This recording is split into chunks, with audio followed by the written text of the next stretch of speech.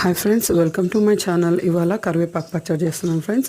సింపుల్గా అండ్ సూపర్గా ఉంటుంది, చాలా హెల్దీ. కావాల్సిన పదార్థాలు కరివేపాకు ఒక 2 రెబ్బలు తీసుకున్నాను. శుభ్రంగా కడుక్కొని వాటిని పక్కన పెట్టుకోవాలి. కొద్దిగా ఆయిల్ వేసుకొని ఒక బాండీలో ఒక 1/4 కిలో పచ్చిమిరపకాయలు వేయించుకుంటున్నాను.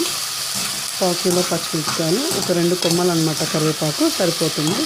కారం అది టేస్ట్గా సరిపోతుంది అనమాట. బాగా వేయించుకున్న తర్వాత అందులోకి తెల్లగడ్డ వేసుకోవాలి. తెల్లగడ్డ అంటే వెల్లుల్లిపాయ ఒక 2 రెబ్బలు, అంటే గడ్డల్ని చిన్న చిన్న రెబ్బలు చేసుకొని వేసుకోవాలి. బాగా వేయించుకోవాలి.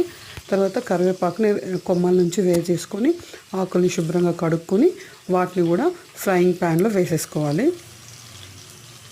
బాగా ఫ్రై చేసుకోవాలన్నమాట. కరివేపాకుని శుభ్రంగా కడిగాను ఆల్రెడీ. చూడండి, బాగా పచ్చిమిరపకాయలు వేగిన దాంట్లో కరివేపాకు వేసుకోవాలి. కరివేపాకు వేసుకొని బాగా ఫ్రై చేసుకోవాలి.